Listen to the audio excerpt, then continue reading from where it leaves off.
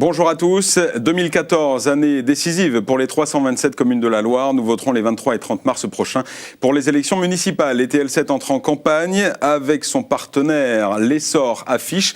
Mathieu Ozanam, bonjour. Vous êtes le rédacteur en chef de l'Essor Affiche. Alors avant de vous proposer des débats un peu partout près de chez vous, entre les candidats en lice, nous vous proposons de parler stratégie avec les représentants des principaux partis en présence dans notre département. Dino Cinieri, bonjour. Merci d'avoir accepté notre invitation. Vous êtes député de la Loire, président de la fédération départementale de l'UMP de la Loire. Alors il y a 5 ans, nous avions parlé de vague rose dans le département. La majorité des grandes villes avaient basculé dans le giron du Parti socialiste. Saint-Étienne, Roanne, Saint-Chamond, Firminy. Est-ce que c'est une vague bleue à laquelle vous vous attendez cette année ? Écoutez, tout d'abord, s'il y a 6 ans, il y a eu la vague rose, aujourd'hui, eh bien, depuis 6 ans, nous avons fait un travail de terrain qui a été créé avec l'ensemble de nos cadres, mes militants. Pour répondre à votre question, nous ne cherchons pas la vague bleue, nous cherchons à reconquérir les bastions que nous avons perdus en 2006. Alors une grande partie de cette vague rose, elle avait été possible d'abord parce qu'il y avait une division à droite dans les villes comme Saint-Chamond ou Saint-Étienne. Alors Saint-Étienne, ça doit être un soulagement pour vous d'être parvenu à trouver cette liste d'union entre l'UMP et l'UDI. À Saint-Chamond, ça a l'air moins simple. Écoutez, d'abord pour Saint-Étienne, moi je suis ravi qu'entre l'UDI et l'UMP, donc l'alliance et l'union se réalisent. Concernant Saint-Chamond, nous avions 3 candidats au municipal. Un accord s'achemine dans peu de temps entre une liste UMP ou UMP et UDI, donc entre Mandon, Ré ou Ré-Mandon. Dans les prochains jours, je pense qu'on pourra annoncer l'union. Puis à l'UMP, vous avez la chance parce que vous avez beaucoup de personnalités, une richesse de personnalités. Vous avez 2 candidats UMP à Saint-Chamond. On a un candidat dissident qui est Hervé Reynaud. Qui est vice-président aux finances au Conseil général et chef de file de l'opposition. Oui, et qui s'était présenté contre François Rocheboine aux législatives et au cantonal alors qu'il n'était pas investi. Quels atouts va présenter l'UMP pour ces municipales ? Vous allez surfer sur la vague nationale, le désamour pour François Hollande et son gouvernement ? Écoutez, je crois que quand on prend la popularité du président de la République, 75% de Français sont mécontents de la prestation de notre président. Bon. Et vous avez 80% des Français qui sont très pessimistes. Aujourd'hui, nous avons 3 280 000 chômeurs. Nous avons près de 575 000 chômeurs depuis mai 2012. On a notamment chez les jeunes plus de 31 900 jeunes chômeurs supplémentaires, 124 900 chômeurs parmi les seniors. On a un endettement ô combien important. On prend par exemple, depuis mai 2012, on a eu 33 milliards d'impôts nouveaux. Et on nous annonce aujourd'hui 17 milliards d'impôts nouveaux pour 2014. Et ça va jouer dans la campagne municipale, le contexte national selon vous ? Bien sûr, parce que partout où je vais, moi dans mes communes, j'entends trop d'impôts, tu l'impôt. On a des gens qui vivent avec des moyens faibles. Je prends par exemple la vallée de Londaine où les gens vivent avec 700-800 euros par mois de revenus. Donc vous pensez bien que la vague aujourd'hui de François Hollande et son équipe dont le président se fait contredire par son Premier ministre. Dernièrement, lorsqu'on a annoncé une pause fiscale, on a bien compris que le Premier ministre a recadré immédiatement le président en lui disant non, c'est pas pour 2014, ça sera peut-être pour 2015, 2016. Mais en attendant, eh bien, nos retraités, nos agriculteurs, nos salariés, nos commerçants, nos PME, eh bien, payent l'impôt. Aujourd'hui, nous n'avons plus les moyens de notre politique. Et d'après vous, on va sanctionner les élus locaux pour cette politique nationale ? Pourquoi sanctionner les élus locaux ? Je ne sais pas, est-ce qu'on va, pour ces municipales, reprocher aux maires sortants une politique nationale ? Moi, je voudrais dire... Maire sortant de PS, par exemple. Voilà, moi je voudrais simplement dire qu'il y a des bastions aujourd'hui qui sont dirigés par des villes de gauche, mais il faut savoir une chose, c'est qu'il y avait un bilan de la droite à l'époque, reprenons les bilans des villes perdues, comparons avec le bilan des villes aujourd'hui occupées par des mairies de gauche, socialistes ou communistes, et vous verrez qu'on se retrouve dans des situations catastrophiques. Et j'ai quelques cas comme ça. Alors, les impôts, ça permet à l'État de donner des dotations aux collectivités. Les dotations diminuent d'une façon générale. Ça veut dire que les communes ont moins de dotations, donc leur levier, ce serait l'impôt. Comment vous allez faire dans ce contexte? Parce que j'imagine que vous allez, dans vos programmes, parler de modération fiscale. Alors, des dotations d'État qui diminuent, une modération fiscale pour les impôts locaux. Comment les communes vont pouvoir s'en sortir? Tout d'abord, aujourd'hui, il faut être conscient des choses. On se retrouve dans une situation où il n'y a plus d'économie. Le nerf de la guerre aujourd'hui dans un pays, dans un département, dans une région, dans une métropole, dans une ville, c'est les moyens financiers que dispose l'État, la région, le département ou la commune. Quand vous avez des entreprises, qu'est-ce qui fait la richesse d'un pays? C'est l'entreprise, c'est l'emploi. On a, nous, à l'époque, défiscalisé les heures supplémentaires. On a défiscalisé les charges, aussi bien du côté salarial que du côté du patronat. Quand on veut parler de compétitivité de nos entreprises, face à une concurrence, quand on parle de qualité des produits Made in France, encore faut-il les produire à des coûts raisonnables. Ce que je veux dire aujourd'hui, plus on donnera les moyens aux entreprises et aux salariés de consommer, de produire, hein, et plus la relance sur la consommation sera là. Si on relance la consommation, on peut relancer une consommation et on peut dépenser que si on a les moyens financiers de le faire. Mais Dino Cinieri, est-ce que c'est le rôle des élus? Est-ce qu'on vote pour un maire pour ça? Un maire n'y peut pas grand-chose dans la politique, les heures fiscales, les heures supplémentaires défiscalisées, etc. Il y a forcément au niveau de l'État des recettes qui redescendent, qui sont décentralisées au niveau des régions, départements et qui amènent dans le cadre d'une métropole, par exemple, puisque la compétence économique ne revient plus au niveau des communes, elle est à métropole aujourd'hui, eh bien, en donnant plus de moyens financiers aux métropoles, eh bien, effectivement, qui dit métropole, dit forcément les communes, et les communes ont des zones industrielles, ont des compétences, et forcément, eh bien, il y aura un partage, donc, des recettes. Qu'est-ce que l'UMP compte proposer aux électeurs dans chaque commune et du département de la Loire pour ces municipales? Sur quoi vous allez faire campagne? Nous, on va faire campagne sur d'abord les pauses fiscales. Nous, on va essayer de faire en sorte de réduire les impôts locaux.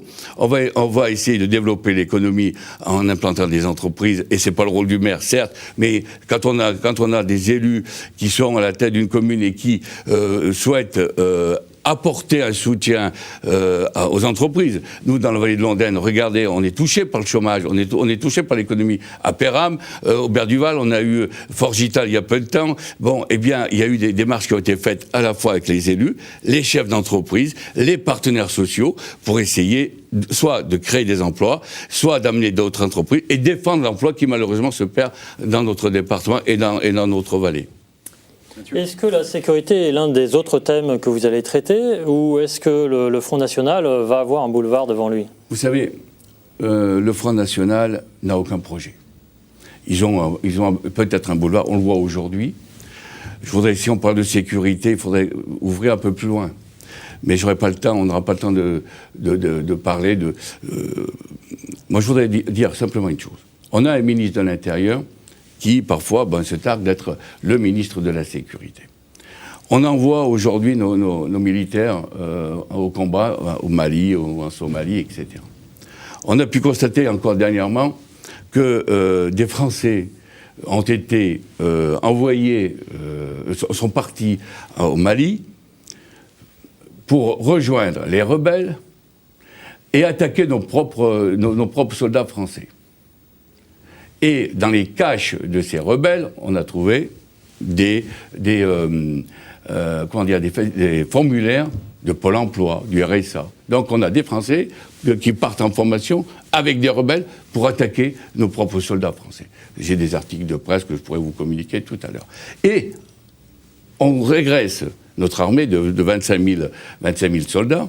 Et de l'autre côté, on a en France, pratiquement toutes les semaines, des attaques à main armée. On prend Marseille, on prend d'autres communes, où il y a des meurtres, où il y a de la Alors est-ce que sur ce domaine de la sécurité, il y a une doctrine un peu de l'UMP en disant nous on veut une police municipale armée? Est-ce qu'il y a des points communs à tous les candidats UMP? Non seulement dans certaines communes qui ont les moyens de s'offrir une police municipale, parce que c'est pas gratuit une police municipale. Donc il y aura effectivement, en fonction de la commune et des moyens qu'elle dispose, une police municipale. Il y aura des SVP comme je l'avais fait moi à Firminy à l'époque. Il y aura aura de la télésurveillance qui seront faites, mais intercommunales, en fonction des communes, quand elles vont se regrouper, comme l'a fait Saint-Étienne avec une vidéosurveillance, eh bien, ça pourrait se faire aussi dans la vallée de l'Ondaine. Ça sera mon vœu le plus cher si les équipes futures des nouveaux maires souhaitent une vidéosurveillance et une sécurité. Oui, effectivement, on ne laissera pas. Et puis, vous savez, quand on apporte la sécurité, c'est souvent, l'insécurité apporte l'insécurité. Alors, il y a aussi des moyens de combattre l'insécurité par des moyens humains, techniques, mais il y a aussi des associations qui se mobilisent. Il y a aussi des femmes et des hommes qui, tous les jours, sont sur le terrain pour entendre et écouter aussi les problèmes de certains quartiers où c'est le désespoir. Donc, lorsque on se trouvait, nous, à Firminy, à l'époque, au lieu de mettre de la police, du bleu partout dans tous les quartiers, eh bien, j'ai essayé de donner un cadre de vie à l'époque à la population avec des appartements et des immeubles de qualité. Alors, vous êtes déjà en train de nous dévoiler votre programme pour Firminy. Ça signifie que vous êtes candidat à Firminy? Pas du tout. Non. Au jour d'aujourd'hui, nous réfléchissons. Pour être candidat, il faudrait qu'Union pour Firminy se désigne son candidat. Je sais qu'il y a des candidatures. Il y a des femmes et des hommes qui souhaitent être candidats. Union pour Firminy donnera le nom de son candidat certainement en courant janvier. Et puis, être candidat aujourd'hui, ça ne voudrait rien dire, puisqu'il n'y a pas aujourd'hui d'adversaire proclamé, je dirais, à la ville de Firminy. Ni du côté du PS, ni du côté du PC. Pour parler des plus petites communes, on a parlé des grands centres urbains. Quelle est la stratégie de l'UMP dans les villes et villages plus petits dans le département ? Eh bien, écoutez, tout d'abord, là où un maire souhaite amener une contribution, nous, par des élus UMP, quoi qu'il en soit, on n'a pas une ligne directrice de se dire on va être présent dans toutes les communes. Hein, on ne peut pas. On n'a pas suffisamment de candidats pour. Mais on sera la complémentarité des maires en place pour pouvoir apporter des aides, des soutiens pour les aider à gérer leur ville quand ils nous le demanderont. On n'a pas évoqué le cas de Montbrison, de Roanne. Est-ce que ça se présente dans les mêmes termes? Roanne, vous avez de bons espoirs quand on voit les résultats que Yves Nicolin avait fait aux législatives? Vous savez, il ne faut pas vendre la peau de l'ours avant d'avoir tué. Moi, je pense que Yves Nicolin a toutes ses chances de l'emporter, mais il y a une campagne à faire. Les Rouennais doivent se mobiliser. Yves Nicolin a un programme bien établi. Il a été élu brillamment député donc, de sa circonscription. À Montbrison, il y a Christophe Basile qui fait le regroupement entre la droite républicaine, entre l'UMP et l'UDI. Nous sommes allés le soutenir il y a peu de temps. Effectivement, nous avons aussi des espoirs sur Montbrison. 2014 sera une belle année pour l'UMP d'après vous? Eh bien écoutez, je le souhaite, mais je crois que c'est pas pour l'UMP que je souhaiterais aussi une bonne année. Je souhaiterais surtout que pour l'ensemble des Ligériens, ils puissent être entendus et puissent être écoutés et qu'on leur apporte des solutions parce que la crise est là, une crise financière et économique qu'on n'a jamais connue et les maires qui seront élus devront faire en sorte que au niveau de la gestion et au niveau de l'écoute de leurs concitoyens, ils devront être au rendez-vous. Un mot de l'intercommunalité et on conclura peut-être là-dessus. On voit que les communes sont de plus en plus vidées de leurs compétences au profit des intercommunalités en tout genre. Est-ce qu'aujourd'hui, le rôle du maire est vraiment primordial ? Ben écoutez, moi je souhaite que d'abord, moi je suis contre le fait qu'on sorte de toutes les substances des communes et qu'on les transfère aux agglos. Bon.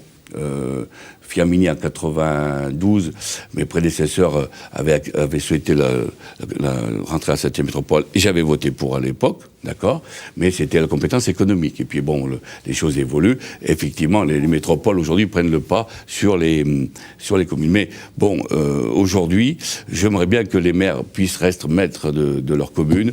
Le maire, c'est le premier élu proche de ses concitoyens et j'aimerais qu'il ait la main mise sur sa commune.